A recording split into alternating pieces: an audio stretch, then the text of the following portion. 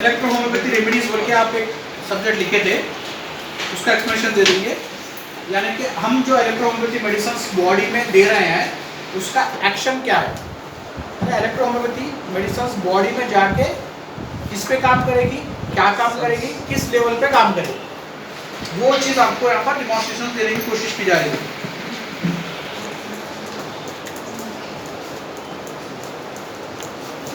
Action of EH medicine, electrohomeopathy medicine का action क्या है, राइट। तो सबसे पहले कॉमनली तौर पे अभी तक आप जितना पढ़े उस हिसाब से बोलो कि इसका क्या एक्शन होगा। सबसे पहला मेन एक्शन क्या होगा, सबसे पहला हमारे मेडिसिन का सबसे पहला जो मेथड है ट्रीटमेंट का, वो सेल्स को न्यूट्रलाइज कर देते हो। जो सेल्स हमारे बॉडी के है उनको इतना स्ट्रांग कर देते कि वो लोग खुद बैक्टीरिया से फाइट कर लेना। हमको कोई आर्टिफिशियल मेडिसिन बॉडी में छोड़ने की जरूरत ही नहीं है, वो सेल्स ही हम इतने स्ट्रांग कर दे रहे हैं कि वो लोग की फाइट करके छोड़ देते। बाहर से कोई फोर्स डालने की जरूरत नहीं है हमारे, जैसा जरासीम हो गया वैसी वैसी दवा ऐड करते चले जा रहे हैं, उसको जरूरत नहीं है। तो जैसा मिसाल के तौर पे अगर मेरा इम्यून सिस्टम अच्छा रहा तो मैं बोल रहा हूँ कि हर बीमारी को मैं फाइट कर ले सकता हूँ, हर बीमारी से मेरे को फाइट हो जाती। अगर मेरा सिस्टम खराब रहा तो जरासीमों के ऊपर मेरे सेल्स फाइट नहीं कर सकते। WBC हमारे बॉडी के अंदर एक सेल्स रहता है जिसका नाम है WBC। WBC का क्या है, फाइटर सेल बोलते हैं उसको। ये बॉडी के अंदर रेगुलरली तौर पे इन्हें बैक्टीरिया से, जरासीमों से, वायरस से फाइट करते ही रहता है। कंटिन्यू यही काम है उसका, फाइट कर ढूंढना, जरासीम बॉडी में क्या तो ढूंढना, उसको फाइट करना, उसको मारना, किल करके वेस्ट प्रोडक्ट में लार्ज पेसा में फेंक देना, वहां से स्टूल के जरिए बॉडी से बाहर निकल जाना। ये काम रेगुलर चल रहा है अपना WBC में। तो इसी तरह से अगर मेरी बॉडी के सेल्स स्ट्रांग रहे, WBC मेरे सेल्स स्ट्रांग रहे, तो इम्यून सिस्टम स्ट्रांग है। इम्यून सिस्टम स्ट्रांग मतलब कोई भी जरासीम आसानी से अफेक्ट नहीं करेगा, बॉडी में गया भी तो अफेक्ट नहीं कर पाएगा। तो मैं इसलिए क्या करूं, सबसे पहले मेरे बॉडी के अंदर के सेल्स जो डिफेंसिव काम कर रहे हैं उसको बूस्ट कर दे रहा हूँ, उसको इतना ताकत दे दे रहा हूँ कि वो खुद बैक्टीरिया वायरस से फाइट कर लेना। ये हमारा मेन एम है, इलेक्ट्रोहोम्योपैथी का मेन एक्शन और मेन एम यही है हमारा, ठीक है। सिर्फ बॉडी को बूस्ट करो, इम्यून सिस्टम को बूस्ट कर देंगे तो तकरीबन डिजीज कंट्रोल में आ जाता है। तो इम्यून सिस्टम को अगर आप बूस्ट करना है तो ज्यादातर बूस्ट देने का मतलब ये है कि एनर्जी देना चाहिए, न्यूरिश्ड कर देना चाहिए सेल्स को, हमारे एकदम स्ट्रांग कर देना चाहिए उसको। तो वो किससे होगा, फूड सप्लीमेंट से ही होगा। तो ग़िज़ा हम नहीं खा सक रहे हैं, और ग़िज़ा खाए भी तो वो टाइप के लेवल की एनर्जी हमारे को नहीं मिल सकती। तो हम in the form of EH medicine की शक्ल में वो जो विटामिन है, प्रोटीन्स है, कार्बोहाइड्रेट है, उसको हम ट्रेस कर ले रहे हैं प्लांट्स की और फोटोसिंथेसिस की रोशनी में, उसको एनर्जेटिक मेडिसिन की तरह से तैयार करके बॉडी में छोड़ दे रहे हैं। तो क्या हो रहा है उसमें, सेल्स को एनर्जी मिल रही, उन्हें खुद फाइट कर ले रहा है। अगर किसी वजह से हमारे बॉडी में वायरसेस चले गए, बैक्टीरिया चले गए, हमारे सेल्स के ऊपर अटैक हो जा रहे हैं, इसके ऊपर हावी हो जा रहे हैं वो लोग, तो हमको दवाओं के साथ साथ उसके कंसल्ट जरासीम को मारने वाली दवा भी छोड़ना पड़ता, ठीक है। तो एक्शन ऑफ मेडिसिन में the main actions of electrohomoeopathic medicines, they nourish the cells of the body which build the bodily tissues. हमारे बॉडी के अंदर बॉडी को डेवलप करने के लिए, सेल्स को डेवलप करने के लिए जो टिश्यूज काम कर रहे हैं उसको प्रॉपर एनर्जी देके हम उसको वेल न्यूरिश्ड कर दे, ताकतवर बना दे। ताकतवर बना तो ताकतवर बॉडी को प्रिपेयर करेगा। मिसाल के तौर पे एक प्रेग्नेंट वुमेन है, जितना वो स्ट्रांग रहेगी, जितना एनर्जेटिक वो रहेगी, उतना ही उसके बेबी को एनर्जेटिक करेगी। बेबी उस लेवल पे हाई एनर्जेटिक और बिल्कुल नॉर्मल और कंप्लीट नॉर्मल वेट के हिसाब से बर्थ होगा। ड्यूरिंग प्रेगनेंसी में वुमेन्स खुद वीकनेस है, तो जाहिर बात है उसका डेवलपमेंट चाइल्ड भी वीक नहीं रहेगा, तो वीक बॉडी को बर्थ करेगी। तो सेम सिमिलटेनियसली अगर आप देखेंगे तो जितना बॉडी हमारी स्ट्रांग रहेगी उतना बॉडी आपको स्ट्रांग लेके चलेगी, उतना ही सेल्स को, टिश्यूज को डेवलप करेगी, राइट। हमारे बॉडी के अंदर daily thousands number of cells पैदा होते रहते, 1000 नंबर ऑफ सेल्स मरते रहते। तो हर सेल्स की एक लाइफ है। आरबीसी एक ऐसा सेल्स है जो 120 डेज जीता, 120 दिन तक हमारे बॉडी का सबसे इंपॉर्टेंट सेल्स है जिसका नाम RBC, red blood corpuscles, reticulocyte, erythrocytes, erythrocytes then reticulocytes भी बोल सकते हैं आप। Immature RBC is called reticulocyte. तो reticulocyte is convert into erythrocyte, RBC, red blood corpuscles. तो जितना ये एक सेल्स हमारे बॉडी का मेन सेल्स है, ये एक सेल्स की वजह से हमारी बॉडी जिंदा है। ये सेल्स हमारी बॉडी के अंदर जो है ना स्टमक से डाइजेस्ट किए हुए विटामिन, प्रोटीन, कार्बोहाइड्रेट और लंग्स में इनटेक किए हुए ऑक्सीजन को लेकर पूरे बॉडी के सेल्स एंड टिश्यूज तक पहुंच के उसको एनर्जी सप्लाई करता है। इतना इंपॉर्टेंट काम है इसका। तो ये जितना नॉर्मल रहेगा उतना नॉर्मली काम करेगा, भागेगा, दौड़ेगा, सर के बाल से लेकर पैर के नाखून तक के सेल्स को एनर्जी की जरूरत है, वो इन्हें पहुंचाते रहेगा। जिंदा रहने के लिए 3 चीज की जरूरत है बोलते हैं आप, क्या है?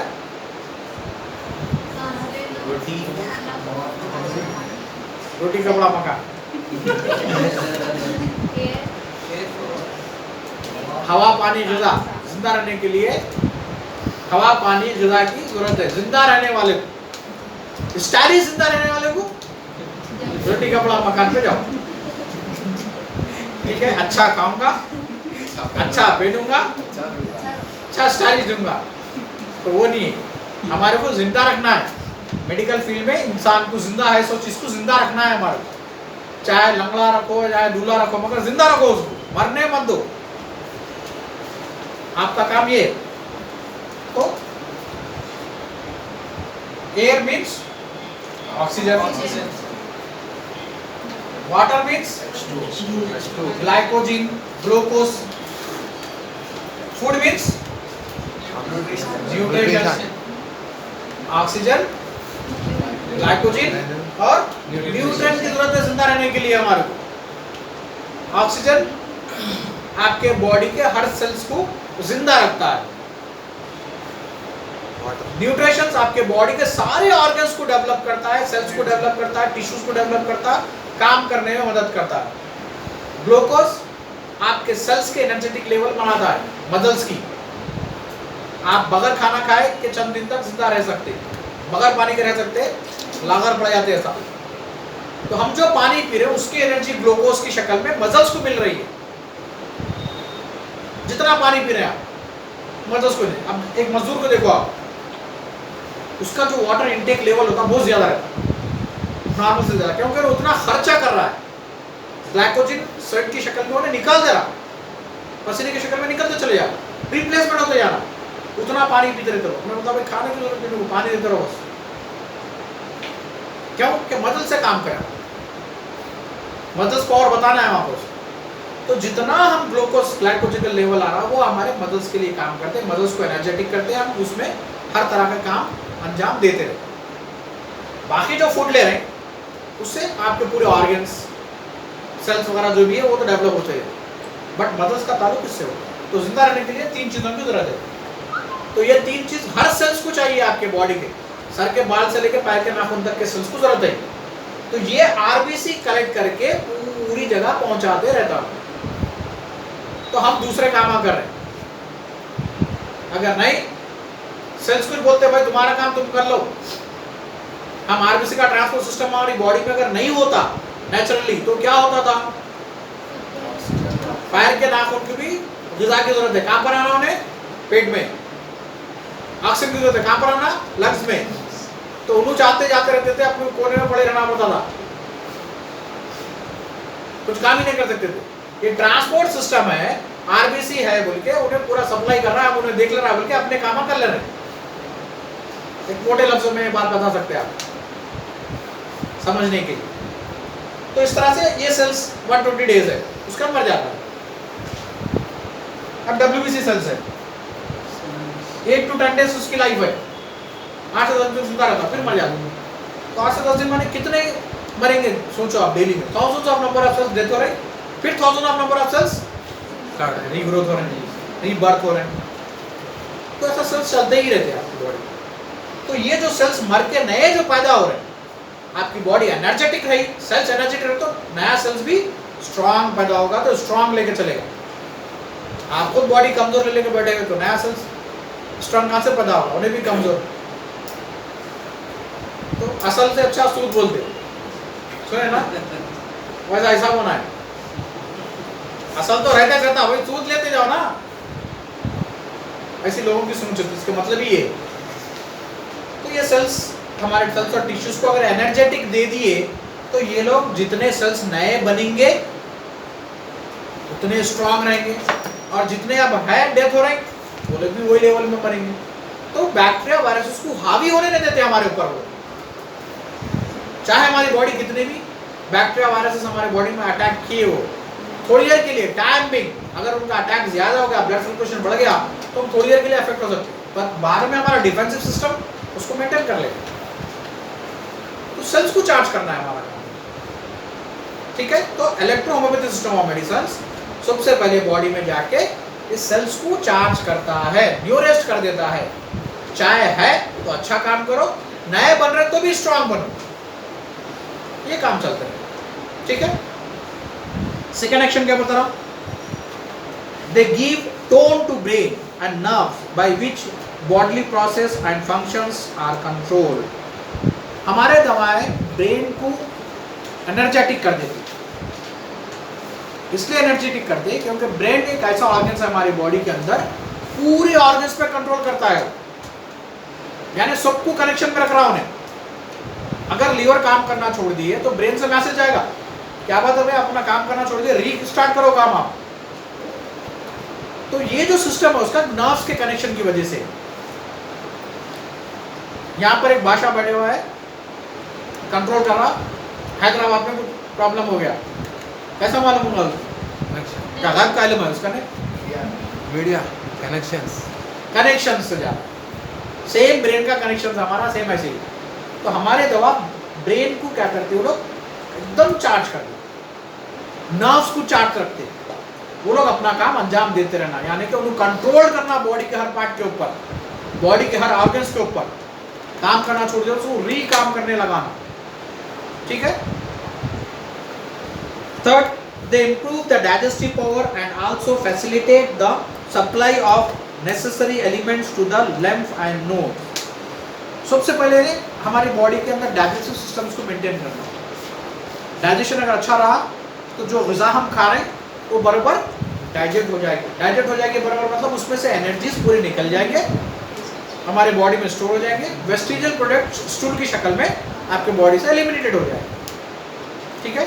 तो हमारे खून के अंदर ये जो सेल्स है आरबीसी और डब्ल्यूबीसी, उसको सारा एनर्जी पहुंचाना किसका काम है, डाइजेस्टिव सिस्टम अगर सही रहा तो डाइजेस्टिव सिस्टम के अंदर से वो सारे एनर्जी निकलते ब्लड और लिम्फ में जाके मिल जाते, तो ब्लड और लिम्फ में ये सेल्स है, उनको एनर्जी मिल जाती। अगर खाना ही बराबर हजम नहीं हुआ तो एनर्जी यूटिलाइज नहीं होगी, जब एनर्जी यूटिलाइज नहीं होगी तो सेल्स को एनर्जी, खून में एनर्जी नहीं जाएगी, वो एनर्जी नहीं गई तो उन्हें कमजोर पड़ गया, 100% बीमार हो जाएंगे। तो हमारा लेवल ऐसा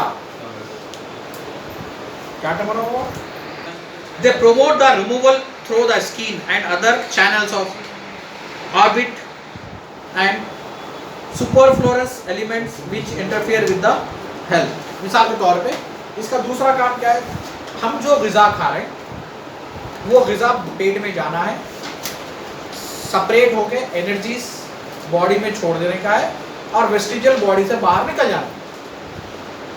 तो ग़िज़ा में जो एनर्जीज हो रहे हैं वो 3 एनर्जीज है।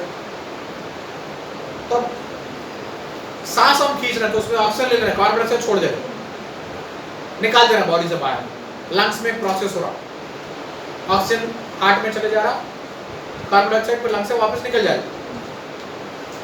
वाटर में ग्लूकोज, पानी के अंदर की जो एनर्जी ग्लाइकोजन हम ले रहे हैं, वेस्ट प्रोडक्ट को स्वेट की शक्ल में निकाल के फेंक दे रहे हैं और यूरिन की शक्ल में निकाल के फेंक दे रहे हैं। फूड में ग़िज़ा खाने के बाद पेट के अंदर से विटामिन प्रोटीन ग़िज़ा की खींच ले रहे हैं, वेस्ट प्रोडक्ट को स्टूल की शक्ल में बॉडी से निकाल के फेंक दे रहे हैं। तो तो ये जो एलिमेंट सिस्टम होना है हमारा, चाहे स्वेट का हो, चाहे एयर का हो, चाहे वाटर का हो, चाहे फूड का हो। एयर का लंग्स के जरिए निकाल के फेंक देना कार्बन डाइऑक्साइड की शक्ल में, वाटर का वेस्ट वाटर की शक्ल में, फ्लूइड्स की शक्ल में आपको यूरिन और स्वेट की शक्ल में निकाल के फेंक देना, और ये स्टूल की शक्ल में निकाल के फेंक देना। ये काम बराबर हो, ये निकला तो दूसरा आएगा, ये बने वाला तो। अब मिसाल के तौर पे डाइजेस्टिव सिस्टम किसी का खराब हो गया तो क्या होगा? ऐसा पेट खुलते चले आता होगा। क्यों बोल रहा? डिपॉजिट्स हो रही वहां पर, फैट फॉर्म हो रहा और डिपॉजिट होते चले आ रहा। ये आंतड़ियों के अंदर जो ना जो वेस्ट प्रोडक्ट निकलना है हमारा, वो जमते चले जा रहा, शुद्धों की शक्ल बना देता उन्हें, लुंडे हार्ट, क्योंकि हमारे इंटेस्टाइन की शक्ल इस तरह से होती है। ठीक है, यहाँ एक ग्लैंड होता, यहाँ एक ग्लैंड होता, म्यूकस ग्लैंड। जैसा ऐसा वेस्ट प्रोडक्ट इधर गिरा समझो, इन्हें पुश करके यहाँ डाल देता, फिर इन्हें पुश करके इधर ढकल देता, इन्हें पुश करके ऐसा पैरास्टोलाइटिक मूवमेंट, जिगजैग मूवमेंट की शक्ल में जो ना ये पूरा आके रेक्टम में गिर जाता, रेक्टम से बाहर निकाल देते। तो ये ग्लैंड्स म्यूकस बनाना छोड़ देते, तो ये ऐसा, ये जो फिकर आए के कारण है उसमें ऐसा जाम होते चले आते, पेट बढ़ते चले आता, इंडाइजेस्टिव प्रॉब्लम फॉर्म होते चले आते। और अक्सर लोगों को पेट बढ़ जा रहा, भाई क्या प्रॉब्लम होता है? आसान सी बात होती है उसकी, खाना खाते वक्त में जितना पानी आप पीएंगे उतना आप पेट को बढ़ा रहे हैं। खाना खाते वक्त में आप खाने से पहले पी लो, और खाना खाने के आधे घंटे बाद तक पानी नहीं पीना चाहिए। उसकी एक आसान मिसाल, एक बकेट है, एक बकेट ले लेके आप उसमें खाना सालन मिलाओ, मिला के डाल दो उसके अंदर, तो आहिस्ता आहिस्ता सूख जाएगा, सूख के पूरा पपड़ी बन जाएगा, फाइनली डिस्ट्रॉय हो जाएगा। आप क्या करें, खाना सालन डाल के उसके अंदर एक गिलास पानी डाल दो, तो क्या होगा? वो फूड न्यूट्रिएंट्स तो वैसे रहेगा, ऊपर पूरा फैट तेल आ जाएगा, तेल डाइजेस्ट होता। सेम हमारा कंडीशन भी होगा, पेट में आप ग़िज़ा है उसके अंदर पानी डाल दे रहे, पानी डालते चले ऊपर से फैट को छोड़ देता पानी के ऊपर, अब वो फैट आपकी एसिडिटी का बास बन जाता, और फैट के अंदर के जो मॉलिक्यूल्स होते हैं वो जाके जिधर समझ में बाहर निकाल के फैट के लेयर बनाना शुरू कर देते, पेट खुलते चले आता इंसान। सिंपल सी बात, आप कंट्रोल ये करा दो पेशेंट्स को, तो खुद ब खुद आपको पेट अंदर चले आएगा उसको। खाना खाने से पहले थोड़ा पी ले सकते हैं पानी, खाना खाते वक्त जरूरत पड़ी तो अगर आपको वैसी है एक घूंट पानी पी सकते हैं, 2 चाने वाले खाना का 1 गिलास पूरा अपने, फिर थोड़ा खाना का, फिर तो उसमें हो रहा क्या, हम पूरा ऊपर कर दे रहे, फैट्स को ऊपर जमा कर दे रहे, वो फैट तो फिर जमेगा ही ना, निकलने का रास्ता ही नहीं है फैट का। अगर आप उसको एक आधे घंटे के बाद खा रहे हैं, जब तक यूटिलाइज हो जाएगी ग़िज़ा, सेपरेट हो जाएगी, उसमें एनर्जीज बाहर निकल जाएंगी, जब पानी पिए तो क्या होगा, वेस्ट प्रोडक्ट सीधा अतड़ियों के जरिए आसानी से स्टूल बना के निकाल देगा बाहर, ना गैसेस होंगे, ना कॉन्स्टिपेशन होगा, ना एसिडिटी प्रॉब्लम हो गया, आसानी से निकल जाएगा, और ना आपके पेट में फैट बन रहा कहीं पर। तो सिंपल मेथड आप अपनाओ, पेशेंट्स को बोलो, पेशेंट्स को बताओ भाई आप इस तरीके से काम करिए, आपको टेंशन, आप खुद देखो अपना के आप कोशिश करें, और लाइफ भी बहुत एक्सटेंड रहेगी आप, और एनर्जी जो मिलेगी सॉलिड एनर्जी मिलेगी। दूध में आधा पानी मिला के दे रहे तो रहती एनर्जी, क्या है भाई दूध वाला पानी मिला के दे रहा, नक्को उसके से बोलते हमारे संत बोलते ये क्या है भाई, हमारे से काम बरोबर ले रहा पूरा, और एनर्जी पूरी डुप्लीकेट दे रहा, आधा पानी आधी ग़िज़ा। तो इसका जवाब देना है, आप 3 टाइम खाना क्यों खाओ कर रहे हैं, आप जितना अपने बॉडी को इस्तेमाल कर रहे हैं उसका रिप्लेस है। अड्डे पे से मजदूर लेके आया, दिन भर काम करा लिया, शाम में घर को जा बोले तो तोड़ दे के ले आता, जो बनाया था उन्हें। सिर्फ ऐसे हम हमारे जिस्म के हर ऑर्गन्स को इस्तेमाल कर रहे हैं, हर सेल्स को इस्तेमाल कर रहे हैं, हर पार्ट को इस्तेमाल कर रहे हैं, बट उसको आप तनख्वाह नहीं दे रहे उसकी, तो क्या होता उन्हें भी बेकार है, जान दो, काम करना छोड़ देता। जैसा काम करना छोड़ा बेड पे आ गए। जब समझाते मनाते अरे काम करना शुरू कर ले रे भाई, एक ले ले थोड़े पैसे बढ़ के ले ले, क्या बाहर के मेडिसिन डाल रहे हैं उसकी बॉडी के अंदर। हॉस्पिटल का बिल बन गया 2 लाख रुपए, तो वही पहले से जितना थोड़ा थोड़ा दे दिया। तो इसलिए आपकी पूछ है, जितना आप खाना खा रहे हैं, जितना इस्तेमाल करना है आपके ऑर्गन्स को, उसका बरोबर आपको मेहनताना देना है। हम खाना किसके लिए खा रहे हैं? हमारे बॉडी के पार्ट्स के लिए, हमारे बॉडी के सेल्स के लिए, हमारे बॉडी के सेल्स को जिंदा रखने के लिए खा रहे हैं, टेस्ट के लिए नहीं खा रहे। खाना बैठे है खाना में भाई फेंक दे के चले आ रहा हूँ, उतना नमक खाते मैं खाते, उतना तेल, उतना मोटे मोटे चावल नहीं खाते। आप कहाँ खा रहे हैं? आपको खिलाना पड़ रहा बॉडी के सेल्स को, वो समझ के खाइए आप। तो इसलिए बोल रहे हैं आपको जिंदा रहने के लिए खाना है, खाने के लिए जिंदा रहना नहीं है। खाने के लिए जिंदा रहना है तो बेड पे आ जाते, ठीक है? तो वो चीज को ध्यान में रखो। नेक्स्ट आपको आ रहा है इसमें, तो हमारे बॉडी के अंदर से वेस्ट प्रोडक्ट निकलना 3 रास्ते हैं। एक वेस्ट निकलेगा आपका स्वेट के जरिए, और एक वेस्ट निकलेगा आपका स्टूल के जरिए, और एक वेस्ट निकलेगा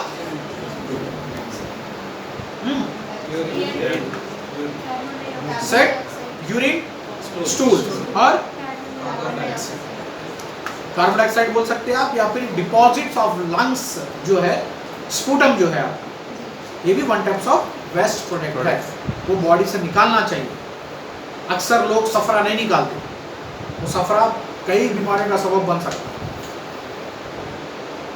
अक्सर लोग जो है ना जुकाम हो जाती है, रोक देते उसको वहीं का वहीं, वो भी कई प्रॉब्लम का गढ़ बन सकता है, क्योंकि नाक, आंख और कान का कनेक्शन एक जैसा भी होता है। तो नाक से आंख के निचले हिस्से में some ग्लैंड्स पाए जाते हैं, गुच्छे, नासोलैक्रिमल ग्लैंड बोलते हैं उसको। वो नासोलैक्रिमल ग्लैंड्स अगर इमोशनल हो गए तो पट पट पट जो आंसू गिरते हैं ना, बच्चों में जल्दी गिरते हैं, तो वो वही है नासोलैक्रिमल डक्ट है। ये थोड़ा सा खारा होता है, टेस्ट तुम लोगों को तो मालूम होना चाहिए, सबको मालूम है बच्चे बोलते। ये वन ऑफ द दोनों साइड में रहती है, छोटे छोटे ऐसा जो स्विलिंग वाला पार्ट दिख रहा है नोज के ऊपर, ग्लैंड्स पाए जाते हैं नासोलैक्रिमल डक्ट। तो वो डक्ट अगर स्टॉप हो गया हमारे बॉडी में तो कई प्रॉब्लम्स हो सकते हैं। आप आंखों के प्रॉब्लम्स हो सकते हैं, कान के प्रॉब्लम हो सकते हैं, साइनस प्रॉब्लम हो सकता, ब्रेन प्रॉब्लम हो सकते। तो वो निकालना बहुत जरूरी है। जैसा स्पूटम हमारा निकालना जरूरी है, इस तरह से ये भी निकालना जरूरी है। तो नई दिल बुला तो रोते रहो